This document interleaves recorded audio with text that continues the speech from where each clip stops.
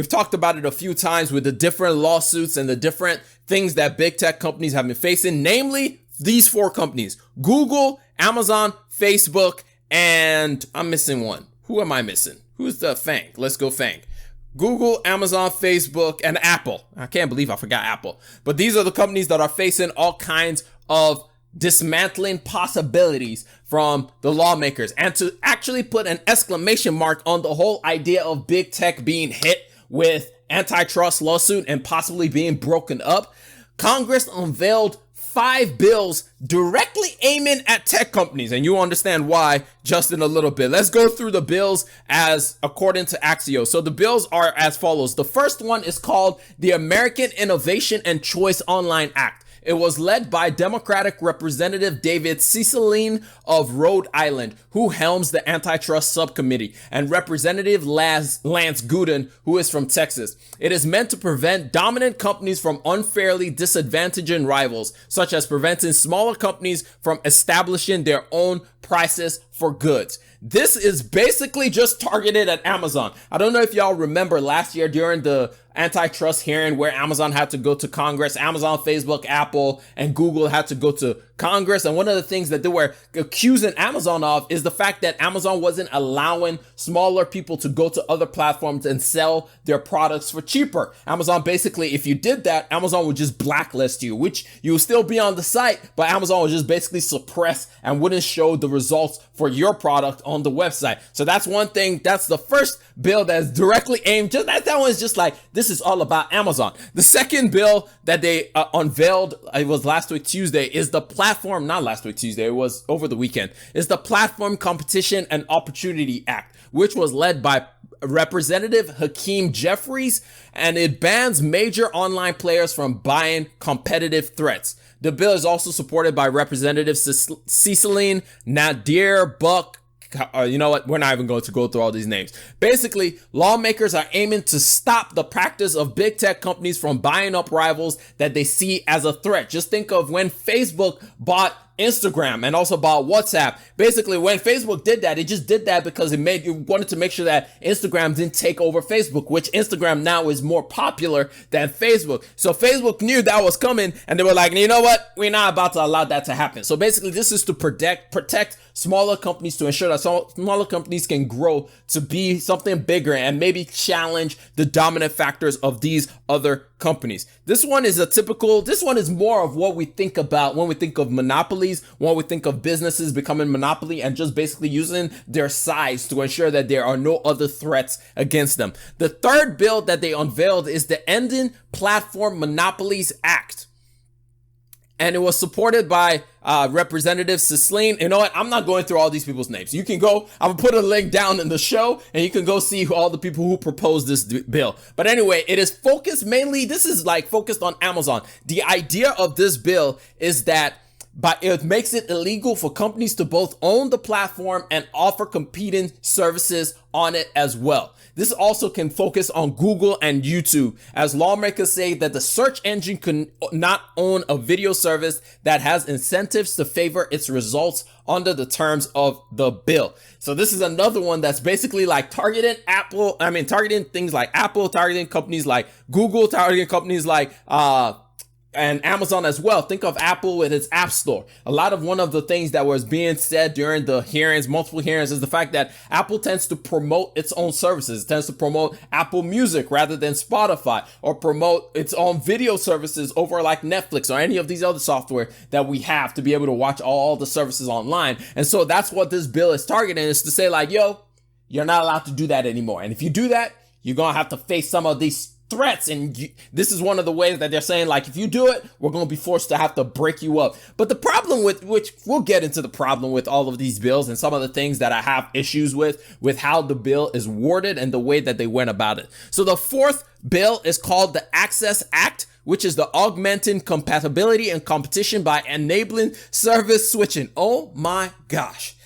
It's a mouthful. But this bill I actually like, because the idea of this bill is meant to increase competition by forcing companies to give consumers the ability to switch data between platforms. Just think of how amazing it would be if you could take your data from Spotify to Apple Music and then to YouTube Music, or just to be able to move your data around, just to be like, you know what? You guys are too expensive. I'm moving over to YouTube Music. You know what? You guys are too expensive. I'm moving over to Spotify. You guys are too expensive. I'm moving over to Apple Music. Just how beautiful would it be for you to have all your recommendations, for you to have all your curated music from when you go from service to service. That's one of the reasons that makes it so hard for us to be able to divest ourselves away from some of the services that we use. I know for me, I've been looking at trying to go into YouTube Red so that I can get YouTube Music, so I can get some ad-free YouTube, because I watch way too much YouTube videos and I want to not be watching any ads. But the problem is, I'm like, I like Spotify too much. Like, it knows me so well. I've been using Spotify for the last 4 or 5 years. And so it knows all the music that I want. Plus, Spotify is cheaper for me right now. It only costs me like $5,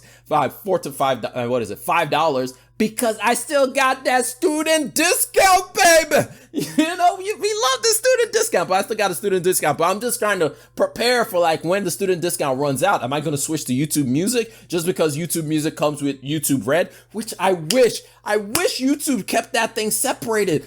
Why did they have, which it makes sense that they did it that way, because then they can force me to actually get YouTube Music as well, rather than just YouTube Red, because I would love to just have YouTube Red. YouTube, I want YouTube Red just by itself. I just want YouTube Red. I don't want YouTube Music. I just want YouTube Red so I can just skip all the ads. I hate ads. I hate it so much. And I watch so much YouTube that I would love to just have YouTube Red. YouTube, if anybody at Google is listening to me, which why would they be?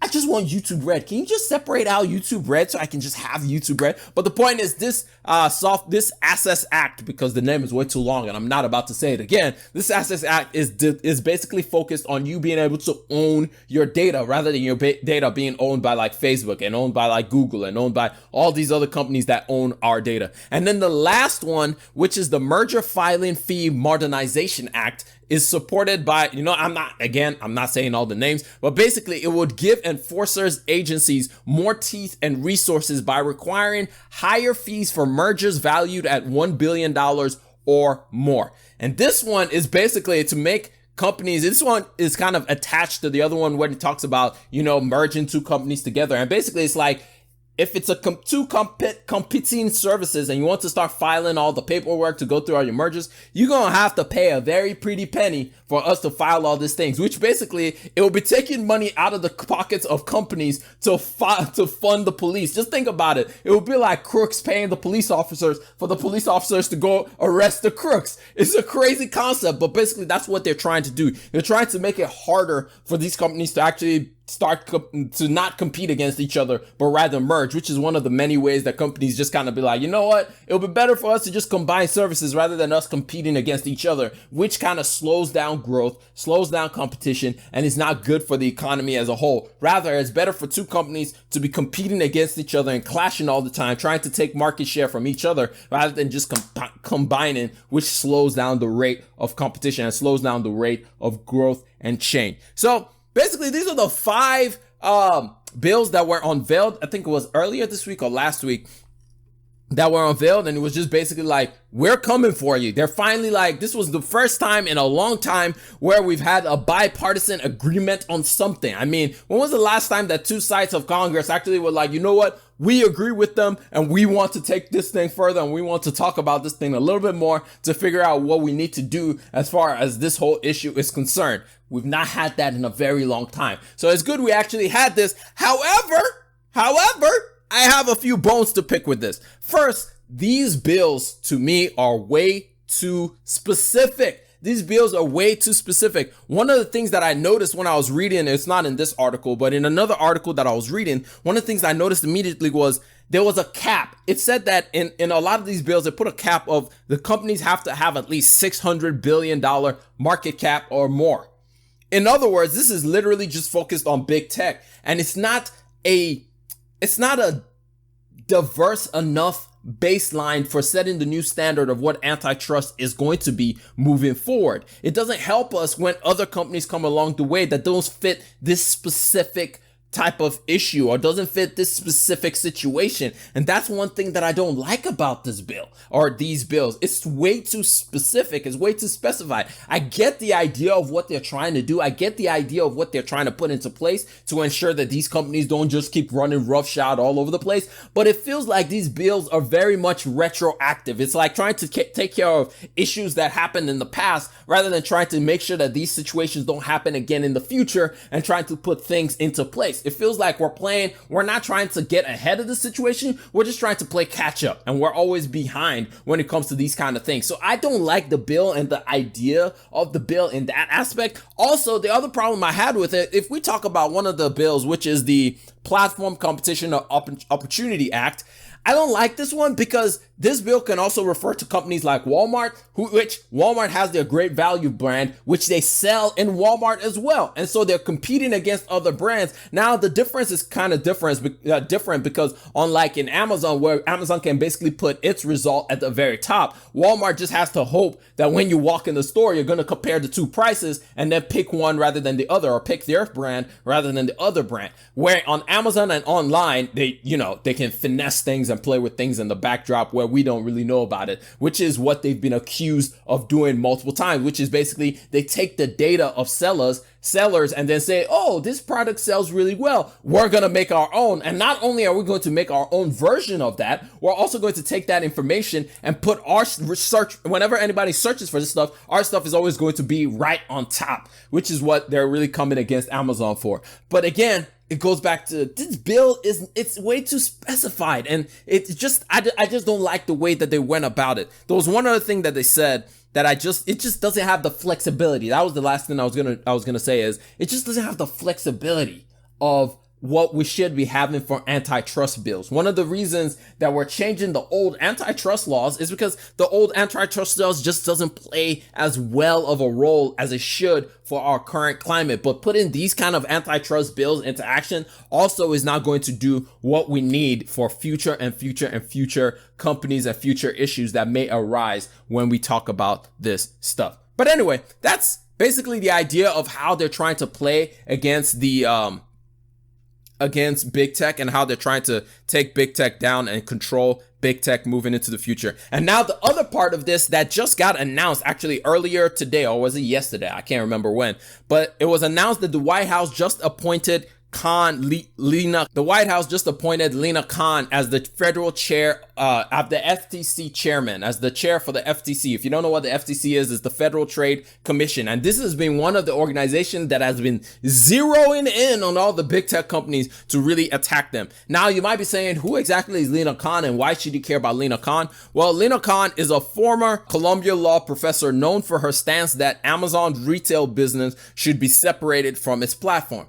This shows that that Biden and the White House are very, very serious about doing something with antitrust when it comes to big tech and all these companies that have all these monopolistic powers moving into the future. So if you want to learn more about Lina Khan and learn more about how she came to where she is now, there's a link in the show notes where you can go read a little bit more about her. I hope you enjoyed that little snippet of the Rambling Mind podcast. If you want more of the Rambling Mind podcast, or if you want to listen to the whole episode that you just heard, go check it out on any podcast listening platform, whether that be Anchor, Spotify, Google Podcasts, Apple Podcasts, Breaker, Stitcher. I could go on, but you guys already know which podcast you love to use to listen to. So go check it out. Link down in the description as well. I'm gonna catch y'all later. Peace.